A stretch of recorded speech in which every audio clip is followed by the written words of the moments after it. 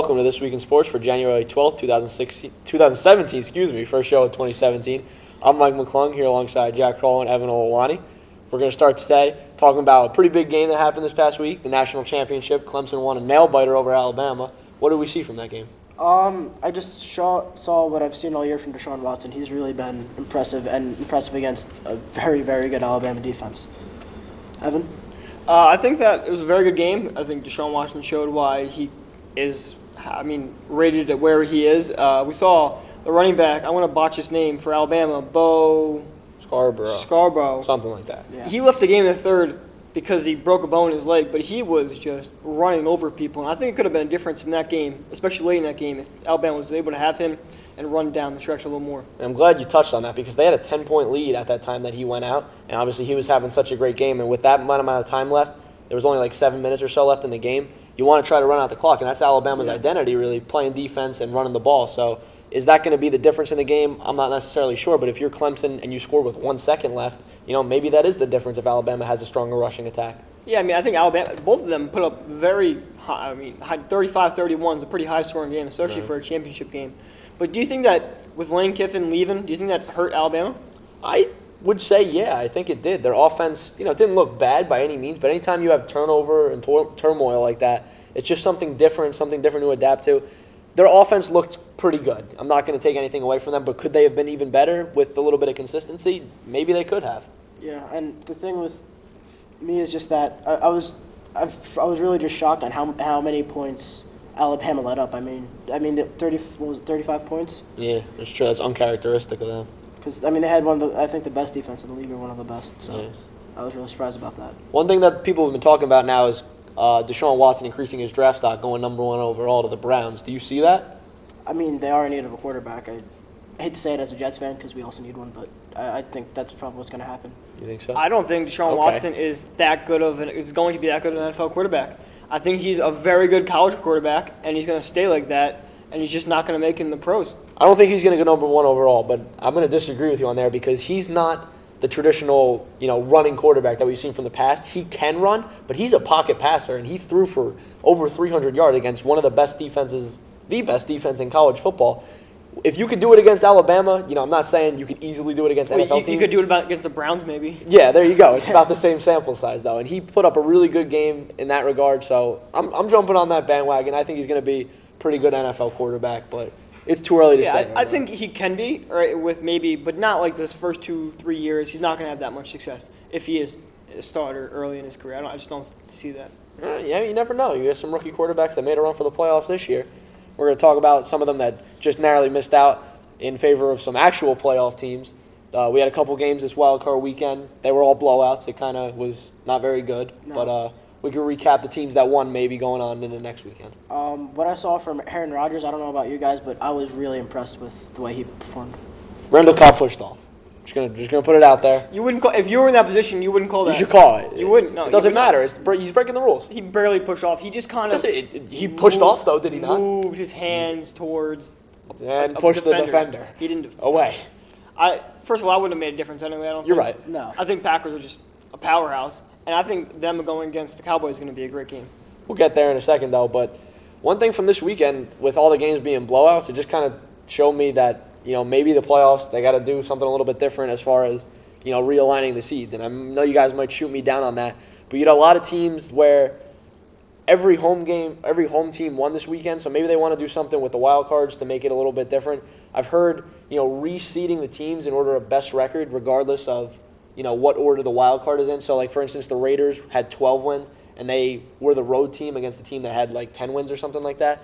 So maybe changing it around. Obviously, their quarterback was hurt as well. That's why they got blown out. But maybe change it around so that they would have a home game. How do you maybe feel about that? I don't disagree with that, but I don't think that's a big concern. I know home field is a big advantage, but the Raiders were on their third-string quarterback. Yeah, I'm not saying it would have been a difference in that game necessarily, but... Yeah, I'd be open to that. In a weekend full of blowouts, it's something to think about. And it's the thing, you can't...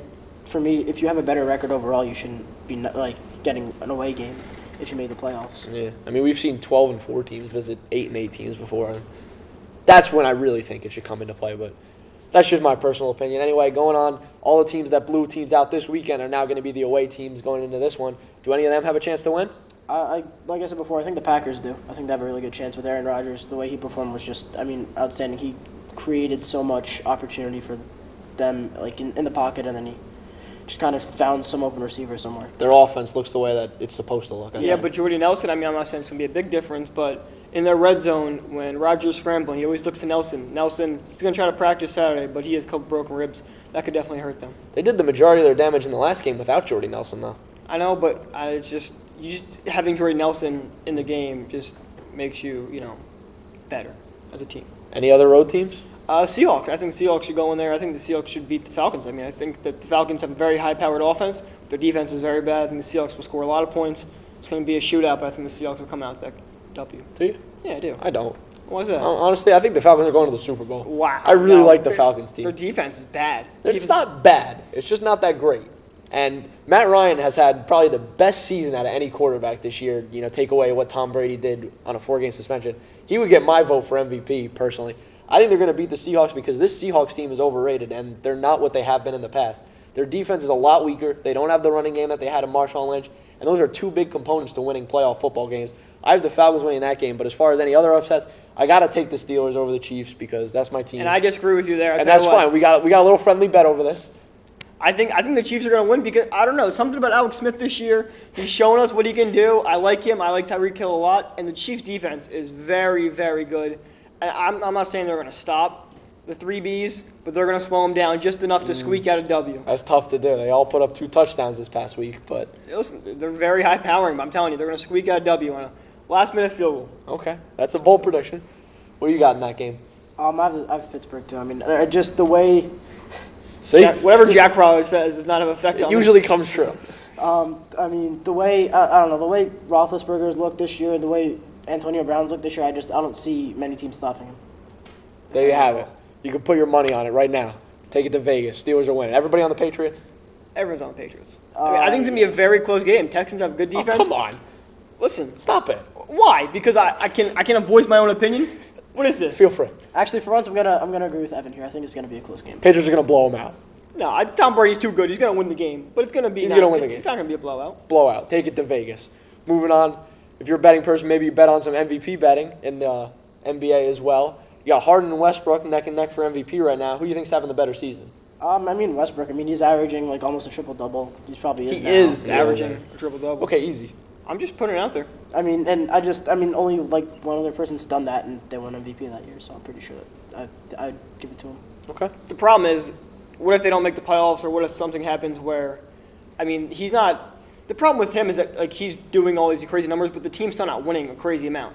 So with Harden, the team's a little bit better. He's a little more pieces around him. Would you give it to him because they have a better record? Yes. I think Harden, this might be a little bit. He's not very good at defense. I'm not going to say that he is, and he's having one of the best offensive seasons of all time, as far as I'm concerned. He's putting up nights where he scores 40 points and still averages a triple-double because, he's not averaging a triple-double, but he'll get a triple-double. And he's just doing crazy things. I remember the one night he had, 50 points and 17 assists. Against the Knicks. Something ridiculous like that. He had to have the ball in his hands every offensive possession that game. But just when you can create that many points for your team, that's ridiculous to me. I'm not taking anything away from what Westbrook's doing, but obviously it's not translating to wins. And the way I look at it, the Rockets could be the best team in the West right now. Yeah, I'd say so, too. Obviously you have the Warriors there. Yeah, but they're not bad. No. But the way the Rockets are playing, they're the hottest team in the league for sure right now with the Cavs losing too. And I just really like the way that he's been running that offense. If he could get a little bit better at defense, just play a little bit better on that end of the court, I think he's the MVP. Yeah, I can't disagree with you. But the thing is, Westbrook, he's just shooting too much now. Yeah. I think he's trying too hard. He has a lot more turnovers. A lot more turnovers, so it's just careless with the ball. You got to give it Harden right now, I think. And even with the numbers, you have to give it Harden. And if I were to pick, I would say the team around Westbrook is probably a little bit better than the Rockets. The Rockets are better top to bottom, but he's got some guys down low on the Thunder, Steven Adams, that can make plays. Is just a monster. You love Steven Adams. He just needs to shave his face, and he'd be so much better, I think. All right. Fair enough. So, also, you're a Knicks fan. We're moving on here. Derrick Rose just disappeared the other day. He's just gone. He came back. He played last night. And he actually had a very good game last night. Although they're up 17 points to the 76ers, and they lost on a buzzer beater because their defense is the worst in the entire NBA because they are just garbage. The team gets points, and they score 100 points a game, and they still lose by 20 because they're just so bad. The buzzer beater yesterday, Melo didn't even put up a hand to contest it. He just let him take it. I mean, I didn't think he'd make it. It doesn't matter. You got to contest the shot. That's the game right there. Of course, but I don't know. Just, who cares at this point? The Knicks are just falling apart from top to bottom. Their coaching is not working because their defense is horrible. I don't think Melo is that happy. Porzingis, he wasn't even in the game the last 5 minutes of the game except for the last 40 seconds because I don't know why. I guess they didn't like his defense, which I thought that was stupid. And Rose, I mean, the only reason Rose was in the game is because he just freaked out the coach. So I think that's the reason why he was in the game. They're falling apart right now.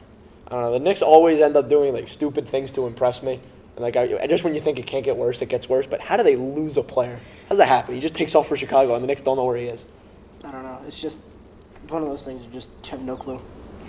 Just one of those things. Just one of those the things. life of a Knicks fan. Derrick Rose missing. Actually, now he's found, but Now he's found. So it was scary. Gotta I'm claim like, that reward. I was just hoping he'd be safe. Yeah, you were pretty heartbroken about it. We're going to move on to hockey now. We're going to unfortunately have to cut that off. Columbus won 16 games in a row, and I don't know anything about hockey, but apparently that's pretty good. So It's the second best in NHL history. I mean, yeah, that's not too bad. They have been tanking a little bit now after their win streak. I know they lost to the Rangers and the Capitals right after it, which was and the Rangers game. The Rangers came back from I think down being 3 goals. The Capitals, I think they won in overtime, but the way they played during it, it was ridiculous. I mean, John Tortorella is not the best. Has never been considered the best coach, but I think he has gained a lot more respect out of the league. Yeah, I mean, this is just coming off of the Flyers winning, I think, 11 games in a row. So a couple really large win streaks for 2 teams. It's kind of weird to see.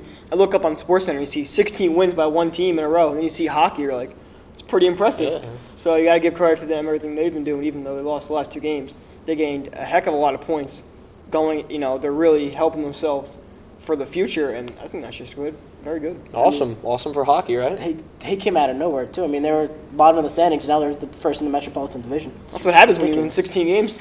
Yeah, well, do you think they have a chance going forward into the playoffs? Oh, yeah, I think they have a really good chance to go to the playoffs. Yeah, I think it boosts they're the competing in the playoffs, though. Oh, I don't know. It depends on the teams that they play and where else everything And if they falls. win or not, of course. Right. So Yeah. whoever scores more points. Exactly. No, but I think that when you win 16 games, you have a certain swagger, I guess you could say, Okay.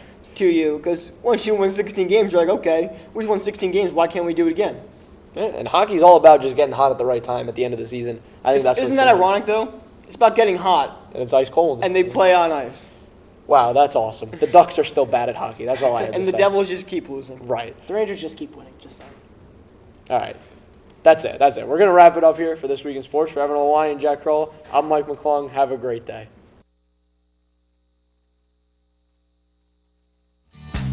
Yes, I'm stuck in the middle with you, and I'm wondering what it is I should do. It's so hard to keep the smile from